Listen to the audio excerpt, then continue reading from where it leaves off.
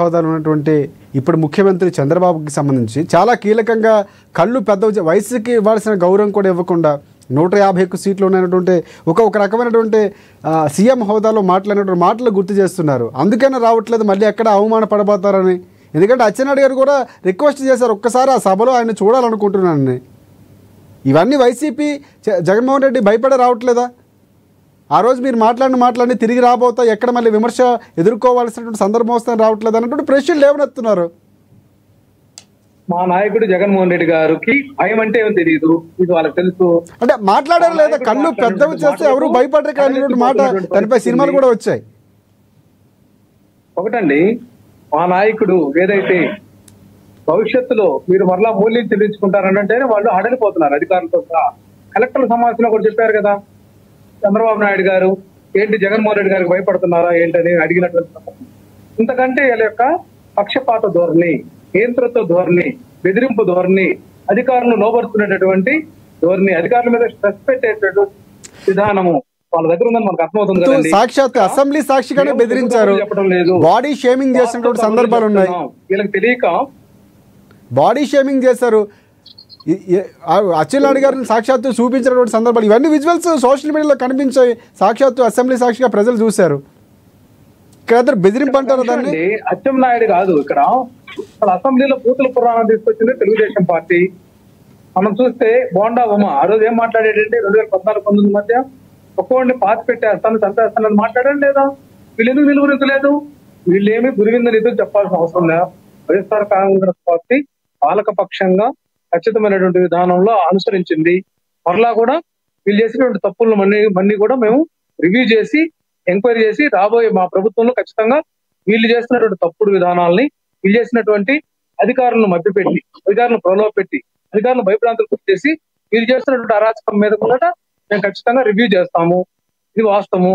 Retirement అయినా కూడా మా నాయకుడు చెప్పింది ఒకటే, రిటైర్మెంట్ అయినా కూడా వాళ్ళ మీద చర్యలు ఎవరైతే రాజ్యాంగానికి వ్యతిరేకంగా, చట్ట వ్యతిరేకంగా ఏదైతే కూటమి ప్రభుత్వాన్ని యొక్క వాళ్ళ యొక్క ప్రాపకం పొందడానికి చేస్తున్నటువంటి చర్యలను క్షమించేది లేదు. ఇది మా యొక్క పార్టీ విధానం, ఖచ్చితంగా మా నాయకుడి యొక్క విధానం, మా యొక్క కార్యకర్తల యొక్క ఆకాంక్ష అభిలాషనే. మీలాగా మేము రెడ్ బుక్లు చేయట్లేదు, మీరు చేసినటువంటి తప్పుల్ని డిజిటల్ యాప్ లో పొందుపరిచి నిక్షిప్తంగా చేస్తా ఉన్నాం. గ్రామానికి, ప్రతి మండలానికి, ప్రతి నియోజకవర్గానికి, ప్రతి జిల్లాకి, ఈ విధంగా రాష్ట్ర వ్యాప్తంగా ఏమేమి తప్పులు చేశారనేటువంటివి నిక్షిప్తం అవుతుంటే వేలాది కంప్లైంట్లు వస్తా ఉన్నాయి ఇప్పటికే. ఈ అన్నింటిని కూడా మేము గ్రౌండ్ లో మరలా కూడా ఒకసారి వాటన్నిటిని సరిచూసి వాటిని బేరీజ్ వేసుకొని వాటిని ఏ విధానం తప్పు చేశారు అనేటువంటి అంశాలు కూడా మేము నమోదు చేసుకుంటున్నాం. రిటైర్డ్ అధికారుల ద్వారా వీళ్ళు చేసినటువంటి తప్పులన్నింటినీ కూడా ఏ సెక్షన్ల కింద వీళ్ళు తప్పులు చేశారు, ఎక్కడ వెళ్ళి శిక్షించవచ్చు అనేటువంటి అంశం కూడా తీసుకొస్తామని ఈ సందర్భంగా తెలియజేస్తాం. ఎస్ అక్బర్ గారు, చాలా చట్టపరంగా ఎలాంటి చర్యలు తీసుకోవాలో రిటైర్డ్ అయిపోయినా కూడా వారిపై చర్యలు తీసుకున్నామని ఒక క్లియర్ కట్గా వైసీపీ చెప్పింది, ఇప్పుడు రామారావు గారు చెప్తున్నారు. దాంతోపాటు బోండా బొమ్మ లాంటి వారు గతంలో బూతులు మాట్లాడితే ఎందుకు ఖండించలేదు అన్నటువంటి సందర్భాలు కూడా కనిపిస్తున్నాయన్నారు. ఏం చెప్తారు సమాధానం?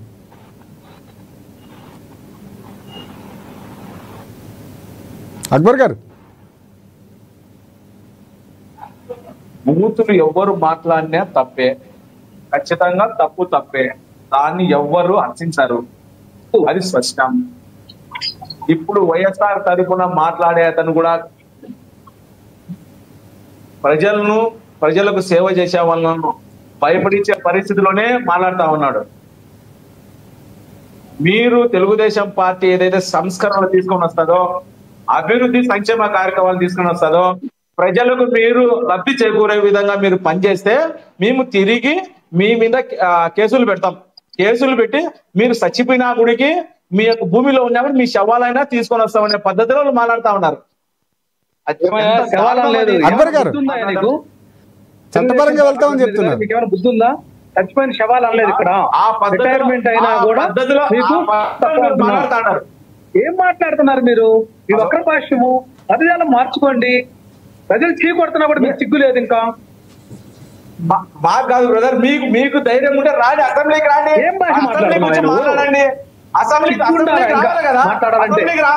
రాకపోతే మీ అసెంబ్లీ పాడుగాను అసెంబ్లీ కాదయా. మీ దరిద్రం, మీరు ఈ రాష్ట్రాన్ని బట్టిన దరిద్రం తెలుగుదేశం పార్టీ. మీరే కదా, ఇప్పుడు నువ్వే కదా చెప్పింది వాళ్ళు జైల్లో వేస్తామని చెప్పి, జైల్లో నువ్వే కదా చెప్పింది ఇందాక. రిటైర్డ్ జడ్జీలతో, రిటైర్డ్ ఆఫీసర్లతో మేము విచారణ జరిపి వాళ్ళని తీసుకొని వస్తామని చెప్పి ఎందుకు తీసుకొని రావాలా? రాజకీయాల్లో ప్రజలు అధికారులు అక్రమ పద్ధతులు అలవిగానివి భగవంతుడు చూస్తున్నాడు. ఖచ్చితంగా భగవంతుడే దీనికి ఇప్పుడు కోర్టుకు పోండి, మీకు ఖచ్చితంగా ఇప్పుడు కోర్టుకు తెలుసుకుంటున్నారు విధానాలు. మేము ఎక్కడ తప్పు చేస్తాం? కోర్టుకు దుర్మార్గపు విధానాలు ఎందుకు? ఇవన్నీ బెదిరించే మాటలే కదా. మళ్ళా బెదిరిస్తాడా కదా నువ్వు కూర్చొని? ఖచ్చితంగా బెదిరించడం కాదు, ఖచ్చితంగా చట్ట ప్రకారం వ్యవహరిస్తామని చెప్తున్నాం. చట్ట ప్రకారం వ్యవహరిస్తామంటే తీసుకోండి, రాజ్యాంగ ప్రకారం వ్యవహరిస్తామంటే బెదిరించడం. ఇప్పుడు చట్ట ప్రకారం తీసుకోండి, ఇప్పుడు తీసుకోండి. రైట్ రామారావు గారు, ఇప్పుడు కూడా చట్టాలు ఉన్నాయి, ఇప్పుడు కూడా కోర్టులు ఉన్నాయి, ఇప్పుడు కూడా పోలీసులు ఉన్నారు. మేము చట్ట ప్రకారం వ్యవహరిస్తాం. అంటే అధికారం వస్తేనే చట్టం పనిచేస్తుంది అంటారా? తప్పు కదా రామారావు గారు, ఇప్పుడు కూడా అవే చట్టాలు ఉన్నాయి, అవే కోర్టులు ఉన్నాయి, ఇప్పుడు చర్యలు తీసుకోవాలి కదా అంటున్నారు.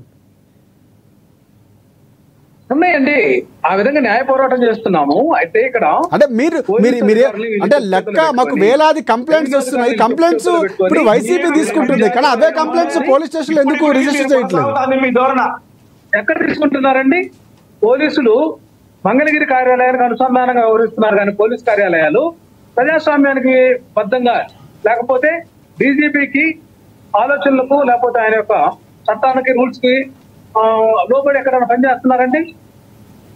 తెలుగుదేశం నాయకులు ఎమ్మెల్యేలు మంత్రులు చెప్పినటువంటి విధానంలో పోలీసులు పనిచేస్తున్నారు. పోలీసులు మొత్తాన్ని కూడా పోలీసు అధికారులందరూ కూడా బీఆర్ లో పెట్టి వీళ్ళకి సొత్తులైనటువంటి అధికారులకే కదండి లా అండ్ ఆర్డర్ పోస్టులు ఇచ్చారు. ఆ విమర్శలు గత వైసీపీ మీద కూడా, మీ పార్టీ మీద కూడా అవే ఆరోపణలు గతంలో వచ్చాయి. ఎస్ అక్బర్ గారు, మీరు కంక్లూడ్ చేయండి, ఫైనల్ గా ఏం చెప్తారు? వైసీపీ తరఫున వచ్చినటువంటి మాట్లాడడానికి వచ్చినటువంటి వ్యక్తి కూడా భయపడించే విధంగా, నన్ను కూడా భయపడించే విధంగా మాట్లాడుతా ఉన్నాడు ఆయన. మీ యొక్క ఏదైతే మాటలు అర్థం చెప్పిన వివరంగా మీరు ఆ విధంగా ఒక డిబేట్ అట్లా అనుకూలంగా మాట్లాడారా? మనమైనా మీరైనా అక్బర్ గారు, విమర్శల కంటే ప్రజలు చూస్తున్నారు. కోర్టుకు పోండి. రైట్ ఫైనల్ గా కంక్లూడ్ చేయండి. మీరు అవేమి చేయకపోకుండా మీరు ఆడ కూర్చొని, ఇంట్లో కూర్చొని, నాలుగోడల మధ్య కూర్చొని సోషల్ మీడియాలను అసత్యాలు పలుకుతా, యూరియా లేదు, లేదంటే అక్కడ లేదు, ఇవి లేదు, అసెంబ్లీకి రాము, మాకు స్పీకర్కి ఇచ్చిన లెటర్ సమాధానం చెప్పండి, ఇవన్నీ ప్రజలు అర్చిస్తారా? ఇవన్నీ మీరు ఈ 11 మంది ఎమ్మెల్యేలు ఈ ఆంధ్రప్రదేశ్ కు ప్రజలకు ఏం సమాధానం చెప్తారు? మీ గెలిచినటువంటి నియోజకవర్గాల్లో ఏం సమాధానం చెప్తారు మీరు? ఏమనంటే కన్నా మేము అధికారం వస్తే కన్నా తెలుగుదేశం పార్టీ పనిచేసేటువంటి అధికారులకు, అంటే తెలుగుదేశం ప్రభుత్వం. ఫైనల్ గా అక్బర్ గారు, ఫైనల్ గా ఏం చెప్తారు? వైసీపీకి ఏం విజ్ఞప్తి చేయబోతున్నారు? ఫైనల్ గా ఏం విజ్ఞప్తి చేస్తారు? కంక్లూడ్ చేయండి, చెప్పండి. వాళ్ళకు విజ్ఞప్తి చేయాల్సినటువంటి ఆ పరిస్థితిలో తెలుగుదేశం ప్రభుత్వం లేదు. రైట్.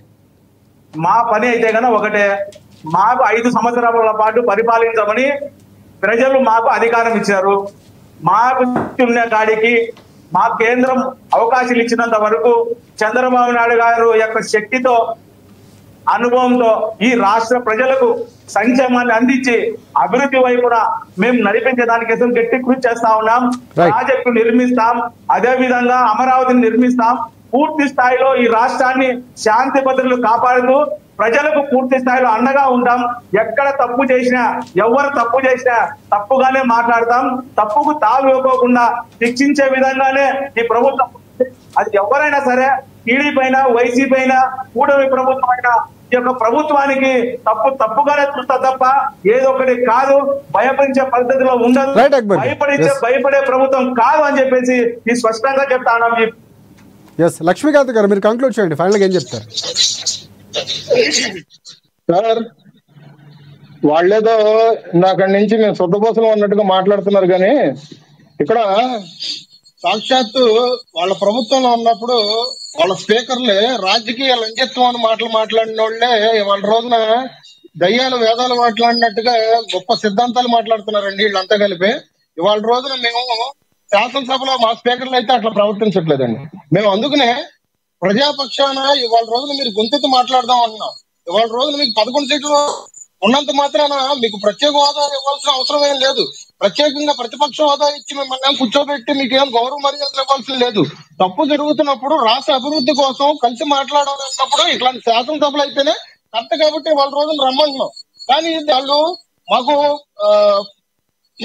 ప్రతిపక్ష హోదా ఇస్తేనే వస్తాం అంటే ఏదో చిన్నపిల్లడు చాకరీ కోసం వస్తున్నట్టు వస్తున్నారు సార్. వాళ్ళ నాయకుడు ప్రతిసారి ఒక మీటింగ్ లో ప్రతి మాట కూడా ఒక మాట మాట్లాడుతూ ఉంటాడు. ఇంకేముందిలే 3 సంవత్సరాలు కలుసుకోండి, 3 సంవత్సరాలు అయిపోతాయి, మళ్ళీ అధికారం మనదే వస్తుంది, అధికారంలోకి మనం వచ్చి మనం ఏంటో చూపిద్దాము, ప్రతి ఒక్కరు వాళ్ళ రెడ్ బుక్ కదా, మన బ్లూ బుక్ ప్రకారంగా మనం వాళ్ళ పేర్లన్నీ రాసుకుందాం, మనం ఏంటో చూపిద్దాం అని చెప్పేసి అని అంటున్నారు కదా. అందుకనే ఈ వైఎస్ఆర్సీపీకి నాయకులకు కానీ పార్టీ వాళ్ళకి కానీ ఒక మాట చెప్తున్నారు సార్, చివరిగా పడుకోండి, హాయిగా ఈ 3 సంవత్సరాలు పడుకోండి. ఎట్లాగో వాళ్ళు అధికారం పోయిన తర్వాత తాడేపల్లి ప్యాలెస్ దగ్గర పార్టీ ఆఫీసులు ఎట్లాగో మూసేసుకుని అతికిచ్చేసుకున్న పరిస్థితులు ఏర్పడిందని అట్లాగే పార్టీని కూడా మూసేసుకొని ఇవాళ రోజున 3 సంవత్సరాల తర్వాత మళ్ళీ నిద్రలేమని చెప్పండి. వాళ్ళ నాయకుడు కూడా ప్యాలెస్ దగ్గర నుంచి కూడా ఎట్లాగో బయటకు రావట్లా, ఎట్లాగో ఇవాళ రోజున మెరుపుతీగలాగా ఆంధ్రాలో ఇక్కడ కనిపిస్తున్నాడు, తర్వాత రేపు పొద్దునేమో శ్రీలంక ప్యాలెస్ కి బెంగళూరు వెళ్ళిపోతున్నాడు. ఆయన కూడా అట్లాగే మాట్లాడతాడు. ఎందుకు ఇట్లాంటి మాటలు? వస్తే రమ్మనండి, ప్రజల పక్షానే మాట్లాడతాం, మాకు మైక్ ఇవ్వట్లేదు, మేము లెటర్ ఇచ్చాము, మాకు ఇట్లాంటి మాటలు అనేది కోసుకోరు మాటలన్నీ మాకు పనిచేస్తారు. మేము అందుకనే అంటున్నాం, వాళ్ళకి దమ్మని ఎవరైనా మాట్లాడట్లా. ప్రజాక్షేత్రంలో ఒక పార్టీ ఉంది, మీకు పార్టీ ప్రకారంగా 11 మంది ఎమ్మెల్యేలు ఉన్నారు, శాసనసభ పక్షపాతంగా మీరు వచ్చి మాట్లాడాలి, వంతెచ్చి వినిపించాలి, దాంట్లో మా తప్పులుంటే మేము గౌరవించుకుంటాం. అంతేగాని వాళ్ళ రోజున మేము ఎక్కడికి వెళ్ళిపోయాం, ర్యాలీగా చేస్తున్నాం, గంజాయి రైట్ లక్ష్మీకాంత్ గారు కంక్లూడ్ చేయండి. అదే సార్, మేము ఏదో మెడికల్ కాలేజ్ ప్రైవేట్ భవనం చేస్తారంటే పూర్తిగా మీరు తెలుసుకున్న తర్వాత మీరు ఏదైనా కానీ చేస్తే బాగుంటది. ప్రజాస్వామ్యంలో రచ్చగొట్టేటట్టుగా కానీ మతాలు కులాల మధ్య విద్వేషాలు రచ్చగొట్టేటట్టుగా ప్రవర్తిస్తే మాత్రం రేపు పొద్దున మీ కర్మ మీరు అనుభవించాల్సి వస్తుందని చెప్పేసి మేము ఈ విధంగా తెలియజేస్తాం. రైట్ రామారావు గారు, ఎస్ కంక్లూడ్ చేయండి, ఫైనల్ గా ఏం చెప్తారు? ఏది ఏమైనా ఇది చెప్పేటటువంటి అబద్ధాలు, మోసపూరితమైన విధానాలు ప్రజల్లో తీసుకెళ్తామండి. మేము ఖచ్చితంగా శాసన మండలిలో ఈ ప్రభుత్వం యొక్క దుర్మార్గాన్ని, అవినీతిని, అక్రమాలను, ఈ యొక్క మంత్రులు ఎమ్మెల్యే చేసినటువంటి అరాచకం, అవినీతిని వెలికి తీసి ఖచ్చితంగా ప్రజల పక్షాన ఏదైతే మేము బాధ్యతాయుతంగా వ్యవహరించి ప్రజల పక్షాన ఖచ్చితంగా గట్టిగా నిలబడి పోరాటం చేస్తాము. వీళ్ళలాగా ప్రేలాపనలు, వీళ్ళలాగా కళ్ళను కానీ వీళ్ళలాగా ఏదో సెటరికల్ గా మాట్లాడే విధానం మాది కాదు. స్పష్టంగా ఉంటాం, మేము ఇచ్చినటువంటి హామీలు కట్టుబడి ఉంటాం. ఇలాగా సూపర్ 6 అన్ని ఇచ్చామని సంబరాలు చేసుకోం. మేము ఇవ్వకుండా ఇచ్చినటువంటి సంస్కృతి వాళ్ళది, అక్కడే అర్థం అవుతుంది. సూపర్ 6 లో ఇంకా కొన్ని హామీలు అట్లాగే మిగిలిపోయినా కూడా సూపర్ 6 సూపర్ హిట్ అని సంబరాలు చేసుకోవడం ఇంతకంటే ఏమీ లేదు. విధానం, మోసపూరితమైన విధానాల్ని ఖచ్చితంగా ప్రజాక్షేత్రం తెలుస్తాం. మేము 15 మెడికల్ కాలేజీలు తీసుకొచ్చి అందులో దాదాపుగా సింహభాగం పూర్తి చేస్తే ఇది వాళ్ళు మెయింటైన్ చేయడం చేత కాక పీపీపీ పద్ధతులు ప్రైవేట్ వాళ్ళకి అప్పించాలని చూస్తా ఈ రోజు మా మీద నిందలేస్తే దాన్ని కూడా ఈ రోజు మెడికల్ కాలేజీల దగ్గరికి మేమందరం వెళ్ళి ఆ యొక్క కాలేజీల యొక్క ఉన్నటువంటి స్థితిని తెలియజెప్పాం. ఖచ్చితంగా వీళ్ళ దుర్మార్గాలను ఎండగడతామండి. అందులో మాత్రం ఎక్కడ మేము రాజీ పడం. రైట్ థ్యాంక్ యూ రామారావు గారు అండ్ లక్ష్మీకాంత్ గారు, మీకు కూడా ధన్యవాదాలు, అండ్ అక్బర్ గారు మీకు కూడా ప్రత్యేక ధన్యవాదాలు. చూద్దాం, అంటే ప్రజా కోర్టులో తేల్చుకోవాల్సిన అంశాలు కాస్త బయట మాట్లాడుతుందో వైసీపీ అయినటువంటి ఏదైతే విమర్శిస్తున్నటువంటి సందర్భం కనిపిస్తుందో బయట మేము మాట్లాడుతూ బయట తేల్చుకుంటామని చెప్తున్నారు.